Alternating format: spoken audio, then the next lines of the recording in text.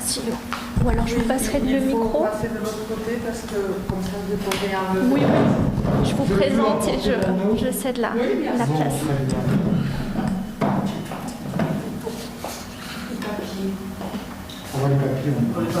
Non, c'est pas grave, je vais c'est pas possible.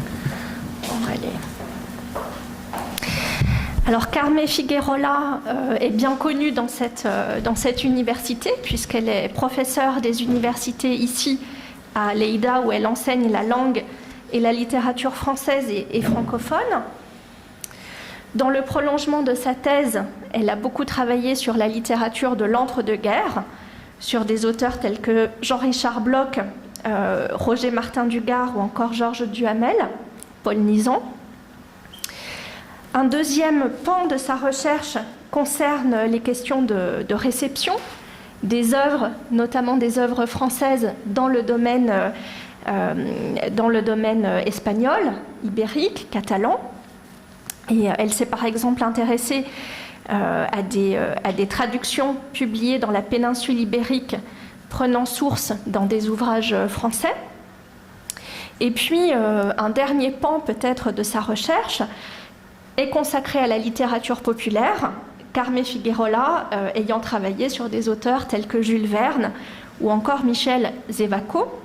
Et de façon peut-être plus récente, elle travaille sur la littérature féminine, ce qui lui a permis de rencontrer des écrivaines françaises et francophones telles que George Sand, Irène Nemirovsky ou encore Malika Mokedem.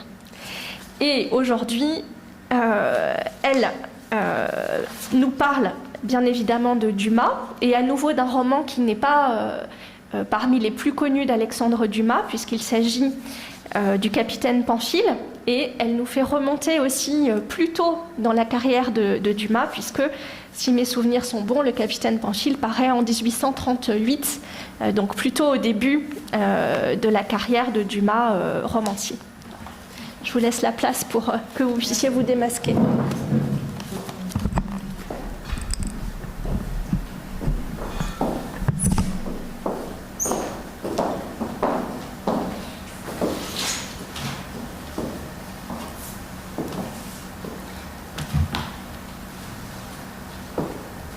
Donc, merci.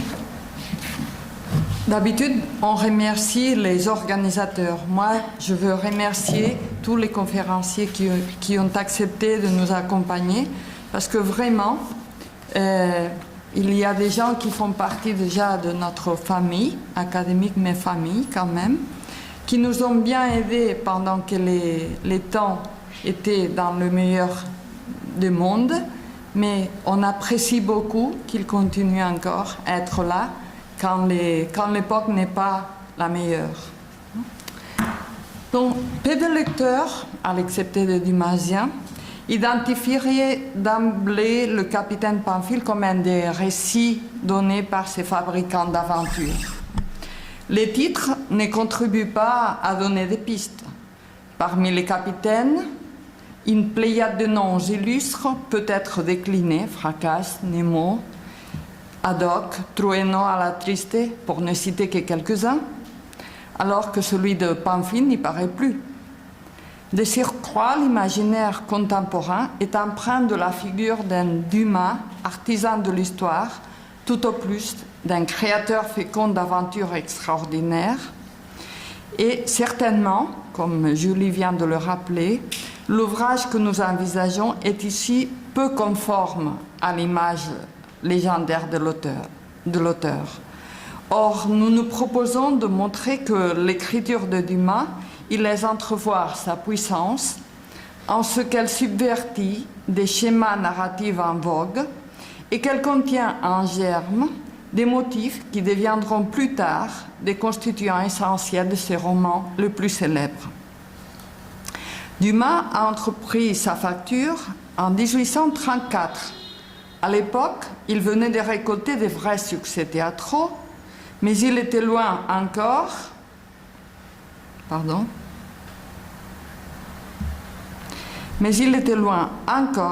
d'être devenu le romancier connu.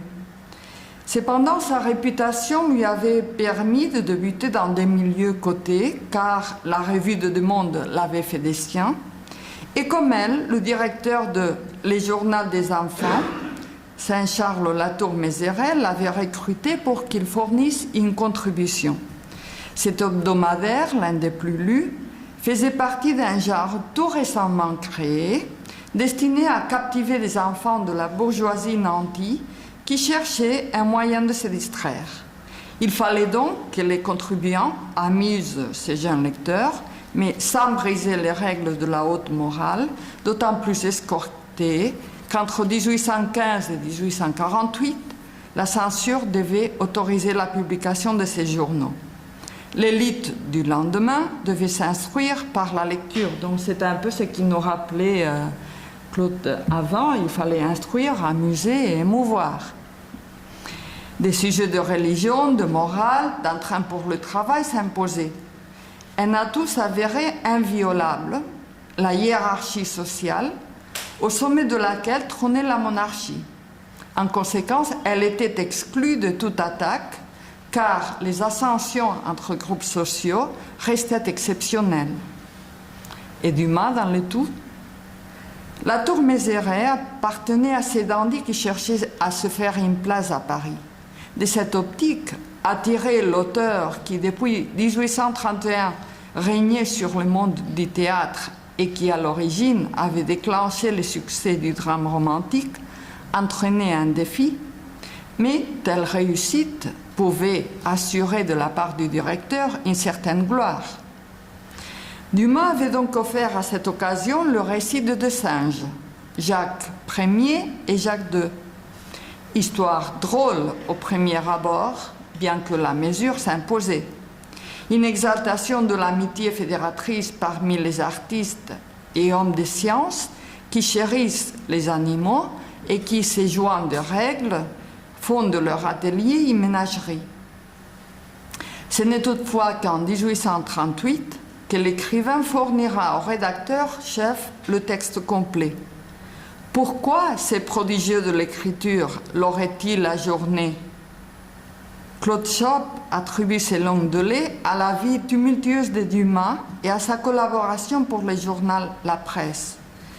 Mais quelles que soient les longues ou les causes de ces longues délais, la totalité du récit est imprégnée d'un ton parodique qui n'est pas sans rappeler certains traits du récit excentrique, et nous empruntons ces termes à Daniel Sansu. Situé pendant la première moitié du XIXe siècle, ces genres remettaient en question les piliers traditionnels du roman, alors que Dumas portait son estocade contre l'ordre établi, sans toutefois devenir révolutionnaire. Dumas lance d'emblée son jeu par la structure du récit. Deux histoires s'enchassent et le lecteur devient doublement narrateur. Primo, il lit les péripéties de ces artistes extravagants, alors que secondo, eux-mêmes, se laissent emporter par l'un d'eux, conteur, qui raconte les aventures du capitaine intrépide. Narration secondaire, mais combien importante, vu que finalement, c'est son protagoniste qui donne le titre au volume. Ce sont deux histoires parallèles, certes, mais solidement nouées, car l'une nourrit l'autre. Le lien entre les deux récits est régulièrement souligné. D'une part, des éléments communs se retrouvent, car les exploits héroïques de Pamphile expliquent l'origine des bêtes qui coexistent avec les artistes.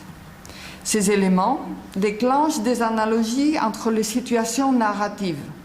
La journée des chasses à laquelle se livre Alexandre de Camp et dont le résultat est nul, parce qu'en réalité il n'obtient pas de pièces cotées, il ne remporte qu'une grenouille, fait pendant à celle du capitaine qui, je cite, commandant le brick de commerce La Roxelane, fit sur le bord de la rivière Bango une meilleure chasse que n'avait fait Alexandre de Camp dans la plaine Saint-Denis. Coordonnées spatiales et chronologiques se rejoignent et s'entrecroisent, remarquées de plus par la voix d'un narrateur omniprésent. Dumas s'adresse très très fréquemment au lecteur pour lancer ou relancer le récit. Les romans n'étant pas un genre solide ou strictement codifié ni bien vu, Dumas contribue à nourrir le débat à propos du récit romanesque.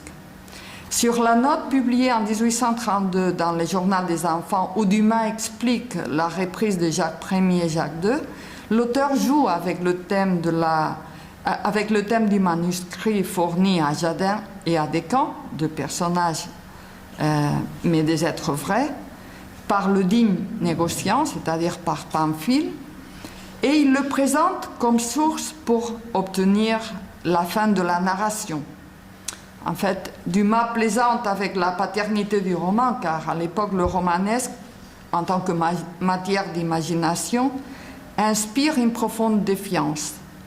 Et l'auteur s'appuie sur cette même controverse lors de la présentation, entre guillemets, officielle de Monte Cristo sur les journaux de débat. Il dira « Monte Cristo n'est pas un roman, mais une histoire dont j'ai trouvé la source aux archives de la police. » En admettant que l'écrivain se soit documenté à l'aide de lecture des cas policiers, n'y a-t-il de sa part une volonté de contrefaire le genre, ou du moins de le concevoir comme un cadre pouvant abriter plusieurs contenus? Ne se permet-il pas ainsi d'affirmer sa liberté comme créateur vis-à-vis des règles de style héritées depuis l'Antiquité? Car dans Le Capitaine Pamphile, Alexandre Dumas s'affranchit de la pression du genre par un insolite mélange de ses modalités.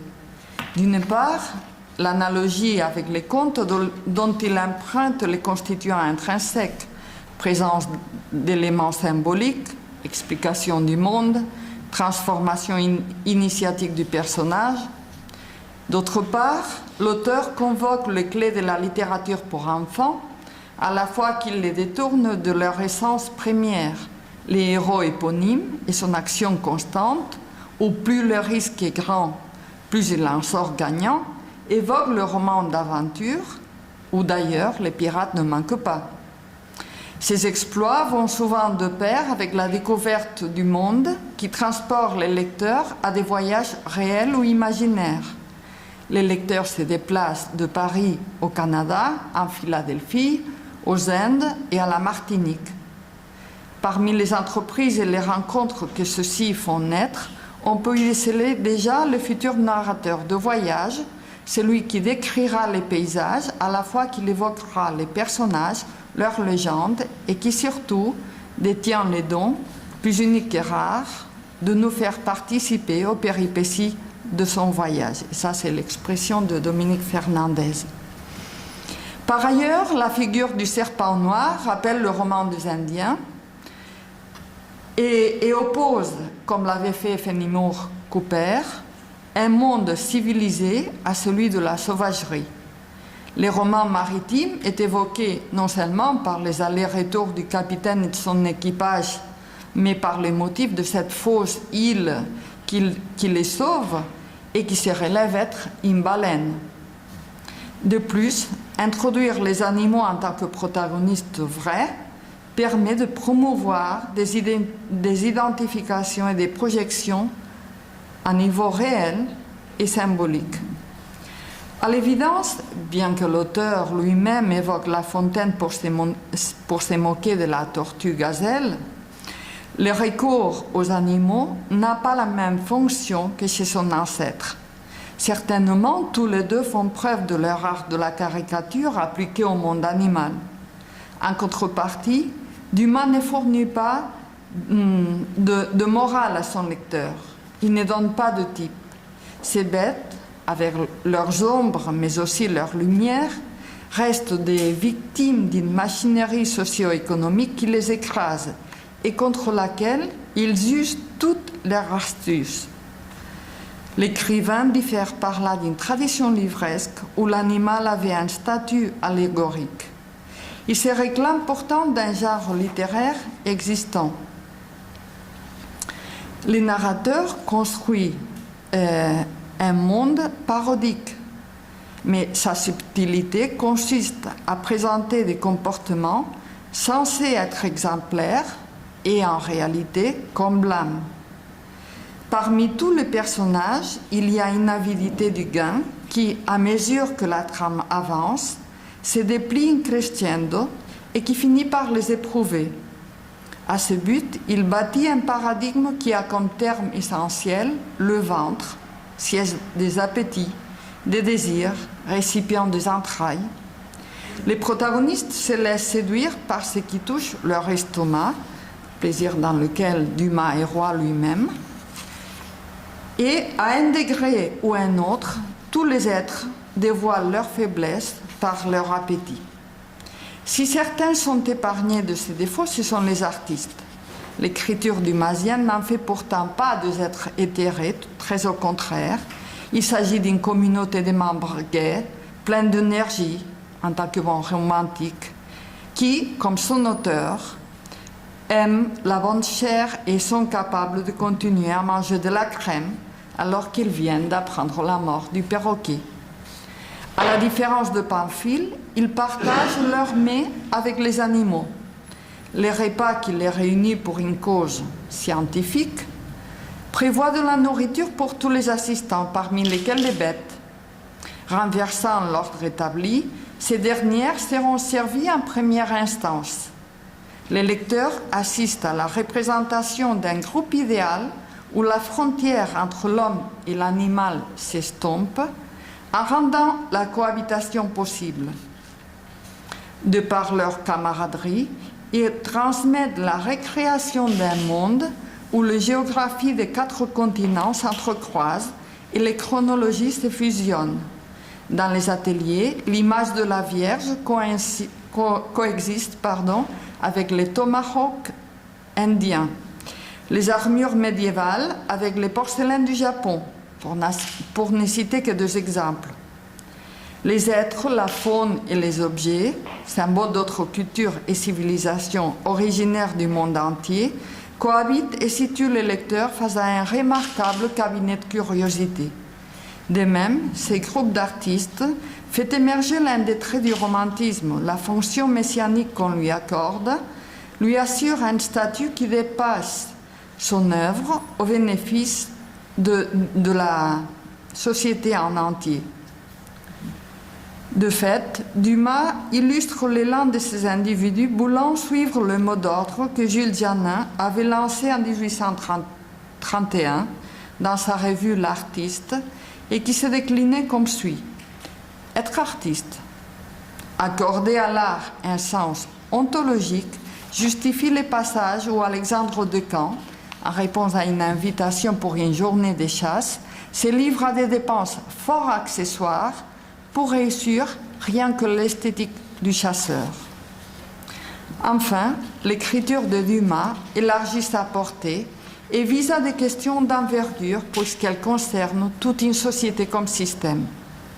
Une timide dénonciation de la traite et de l'esclavage apparaît lorsque le capitaine examine le nègre, ce sont les mots de Dumas, dans des termes pareils à une denrée quelconque. Il leur fera subir des conditions inhumaines pour les transporter sur son navire. La fosse au lion, la soute au voile, c'est-à-dire le ventre de la Roxelane, abrite le résultat de cette convoitise de Pamphile. La traite, abolie au lendemain de la Révolution française, était loin d'être disparue après que Napoléon ne la restaure aux colonies. L'époque contemporaine à l'écrivain acceptait encore les arguments racistes et était encline à l'intolérance, sans oublier que le grand-oncle de l'écrivain, pour faire revenu, s'était lui aussi employé au trafic de bois d'ébène avec le Gabon, mais aussi à celui des esclaves. Telle circonstance explique le terme que le narrateur de Les Capitaines Pamphile consacre aux Congolais et que je vais citer. Tous ces hommes, ce sont les prisonniers noirs du Canada, pris sur un champ de bataille, étaient les plus braves et les plus robustes de leur nation. Puis, ils n'avaient pas la face stupide et l'apathie animale de nègres du Congo. Leur relation avec le Cap les avait presque civilisés. Ce n'étaient que des demi-sauvages. L'ambiguïté dumasienne à ce propos un nom, celle qui s'inscrit au sein de son roman postérieur Georges, où il analyse la question du métissage sans y avoir adopté une position claire.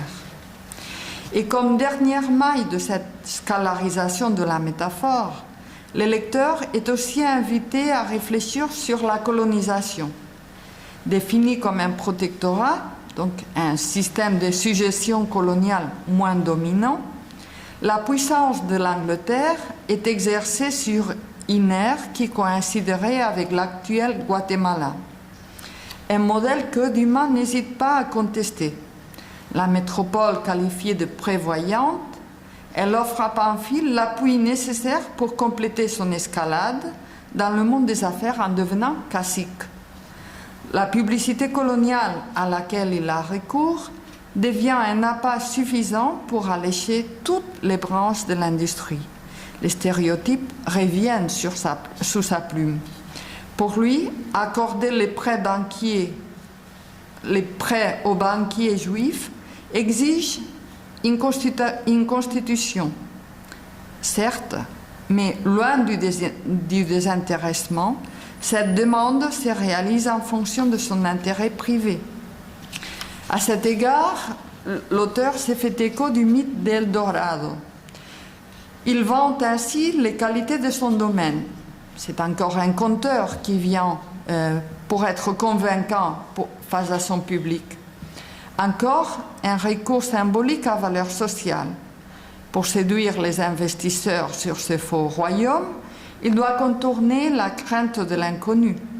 Il lui faut souligner les facilités pour y réussir, les richesses à la portée de tout et chacun, sans oublier le côté érotique apporté par les négresses portant de parasols de plumes. Les indices parsèment le discours de Pamphile avant que ne soit explicite la référence à l'Eldorado Mosquitos. Dumas a recours à une technique fort utilisée par le roman populaire dont le but est la captation. Le lecteur est amené à penser, pour parler comme Vareille, que lui, le lecteur, est décidément intelligent et perspicace, ce qui reste un moyen de complaisance. Le message transmis par le capitaine Pamphile contient une dose de rousseaunisme à ce que l'homme et l'animal partagent leur existence sous un même toit.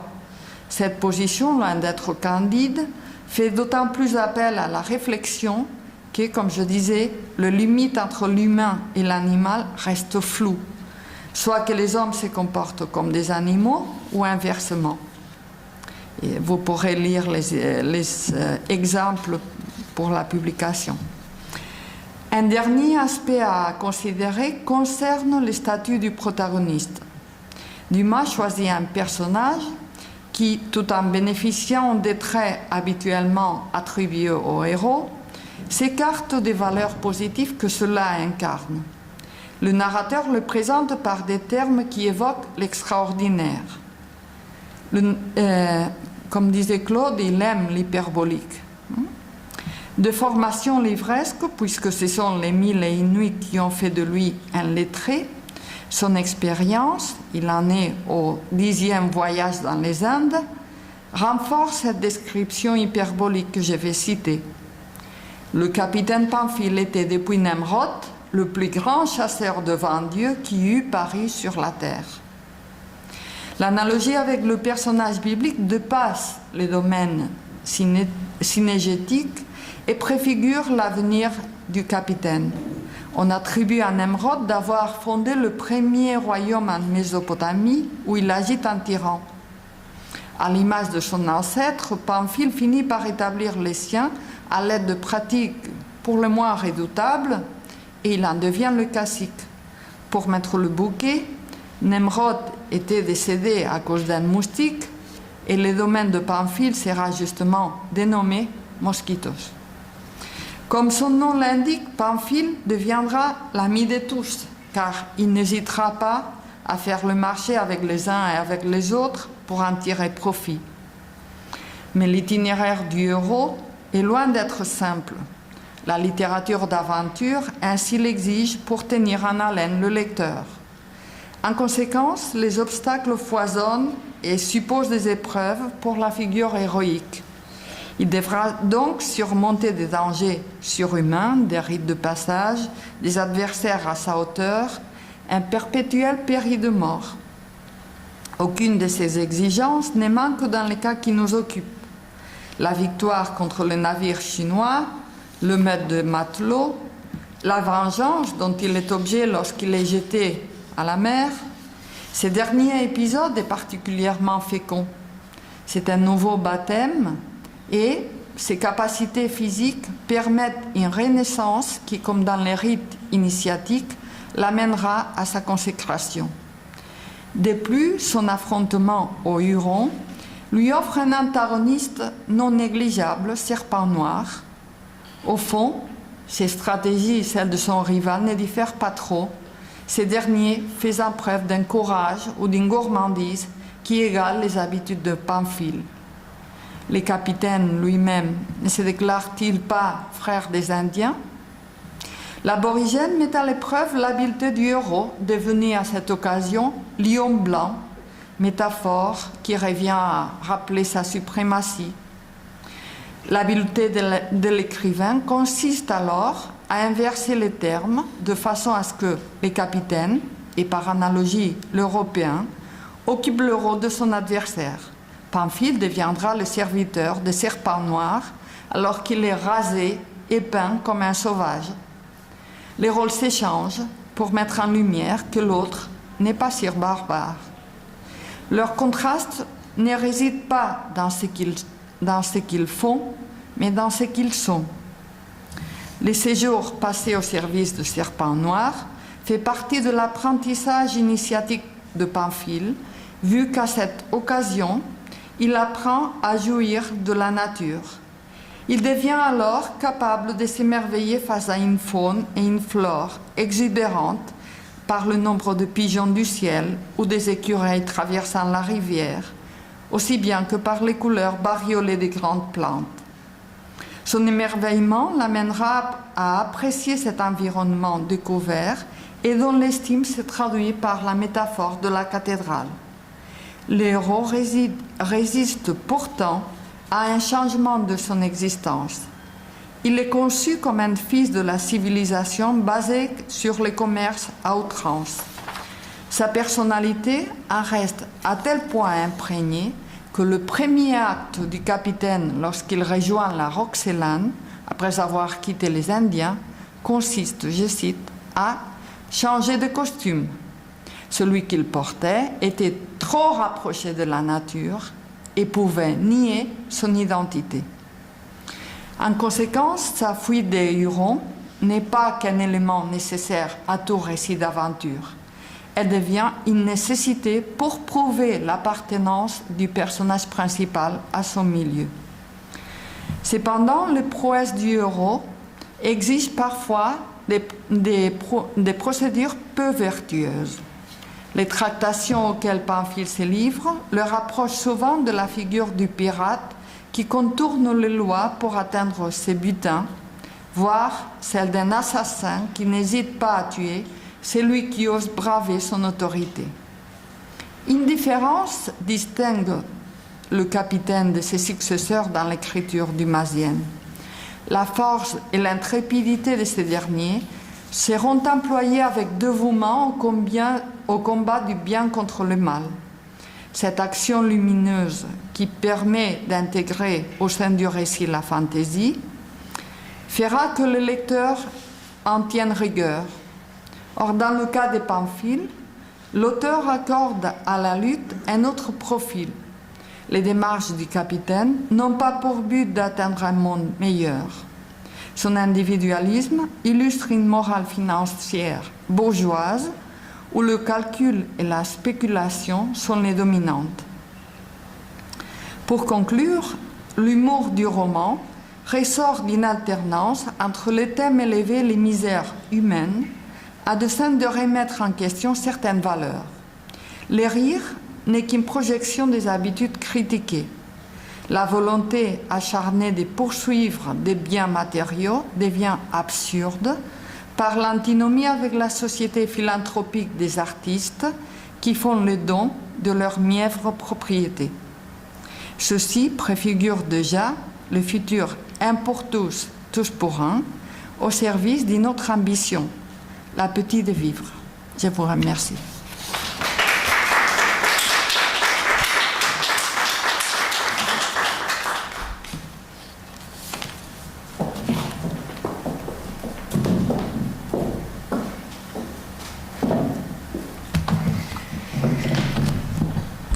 Merci beaucoup, Carme, pour cette belle communication sur ce roman trop peu connu, sans doute, de Dumas, dont vous avez bien montré l'importance dans la préfiguration et la mise en place de certains motifs dumasiens, mais aussi dans la mise en place d'un art du récit qui va se déployer aussi dans les romans ultérieurs.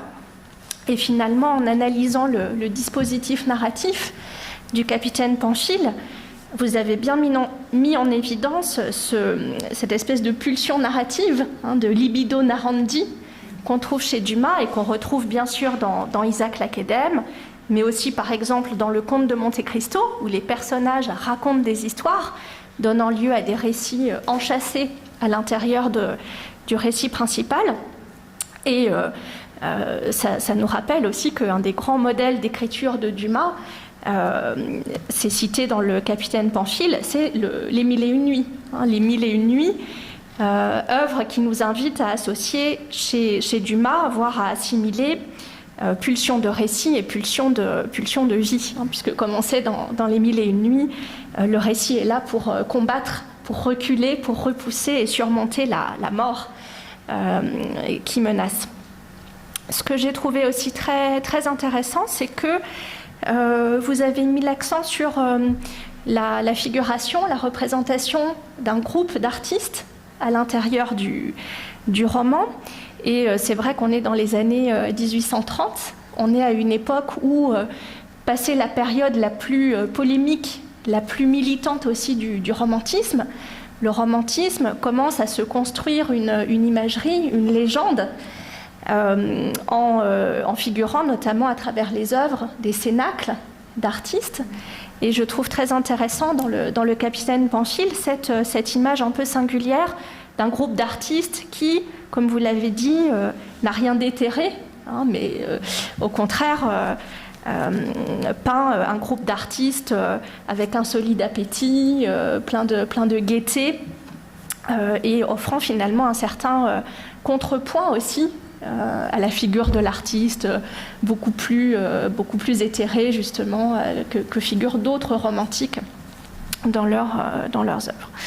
Alors il y a sans doute des questions qui se posent, qui vont se poser à Carme.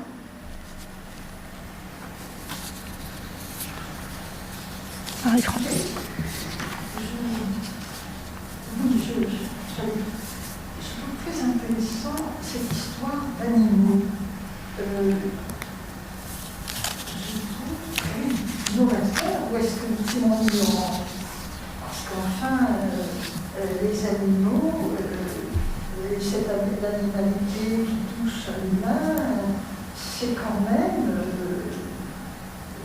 il y a eu Descartes qui nous a dit que non, et que cette tradition-là a quand même perduré.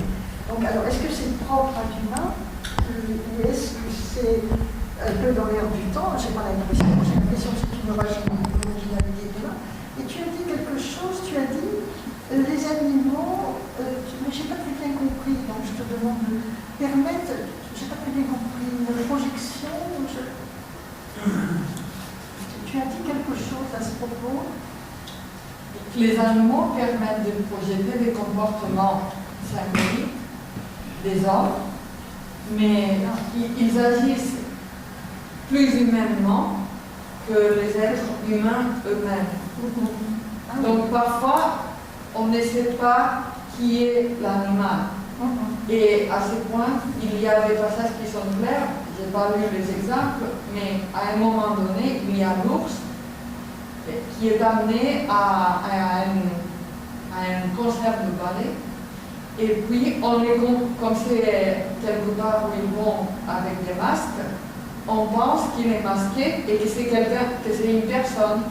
Et on va lui poser des questions. Et alors l'ours répond avec son grand, et il pense que ça fait partie du déguisement.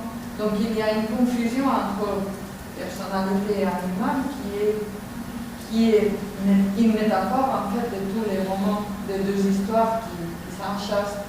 Et il y a aussi, bon, c'est un peu différent, mais par rapport à la nature, c'est la même situation, parce que quand Pamphile est chez les Indiens se livrent à la chasse, et ils lui disent, alors que lui, il emporte tout ce qu'il peut, parce que tout peut lui donner quelques revenus.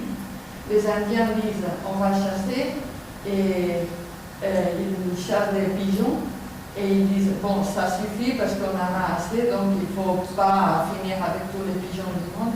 Donc c'est la mesure contre la démesure.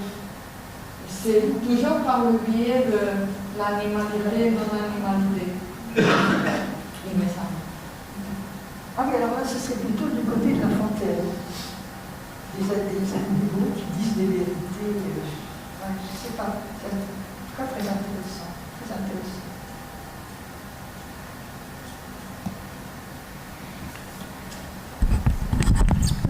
C'est un monde de carnaval. C'est carnavalesque le fait du déguisement qui faut que. Donc, Dieu sait le rôle du carnaval qui nous vienne. Le carnaval des animaux. Un carnaval des animaux, simplement. Moi, j'avoue que, en tant qu'auteur, j'adore ce roman. Je trouve ça absolument prodigieux d'intelligence, de drôlerie. Vraiment, c'est une vraie merveille, justement. À la fois cette profondeur et cette légèreté. C'est vraiment. Très souvent, par moi, je trouve désolant que l'humain n'ait pas véritablement, profondément continué dans cette voie où il est magistral. Voilà. Oui, c'est vrai que l'ironie qui est à chaque page, ça surprend quand même. Parce que pour le thème de la vengeance, c'est très clair. Tous les animaux se vengent, chacun se venge à sa mesure. S'il peut se venger à niveau 3, et s'il peut se venger supérieurement, il le fait. Donc animaux et non animaux. Et tout le temps, c'est un jeu d'ironie. Nous avions parlé avec Julie de faire justement un cahier sur l'humain et les animaux, parce que je crois que véritablement c'est un beau sujet qui n'a jamais été traité. Oui, c'est passionnant ça. Et je crois que ce serait très. Absolument. Là, c'est une pièce de 13 aussi. Oui. Ce travail. Ce qui est très habile aussi, c'est qu'il le publie dans le journal des enfants. Oui. Et en même temps, il subvertit complètement les codes de la littérature enfantine en introduisant ce second degré et même cette ironie parfois féroce, alors que explicitement, ça peut être lu aussi comme un conte enfantin, mais il réussit à le doubler d'un niveau qui s'adresse à un public bien différent. C'est mortel, tous les animaux de leur propre cruauté, de leur propre. C'est pas véritablement quelque chose. C'est bouleversant. Il y a la mort d'un certain nombre d'animaux qui sont véritablement bouleversants. Et à la fois, il réussit à changer ce qui était habituel dans la littérature pour enfants, c'était qu'on présentait la vie d'un illustre comme des modèles à imiter. Alors, les héros, le capitaine Pamphile, ce n'est pas un modèle à imiter. Les seuls qui sont modèles à imiter sont les artistes, qui vivent dans des pénuries matérielles considérables, mais qui, par variété, ils essayent de s'en sortir. Mais il y a le côté matériel très clair. À un moment donné, quand un des artistes n'a pas prévu assez de bois pour passer l'hiver et qu'il a froid, et alors il fait intervenir les singes, il fait entrer les singes dans l'atelier pour qu'il ait chaud. Et les singes, je pense qu'ils ne lavent pas aussi, et il fait intervenir la chatte. Et finalement, il y a des conséquences tragiques, comme disait Claude, parce que la chatte mourra et les singes perdra sa queue. Donc ce ne sont plus des modèles à imiter. C'est là l'ironie de l'humain. Et pourtant, c'est un héros parfois.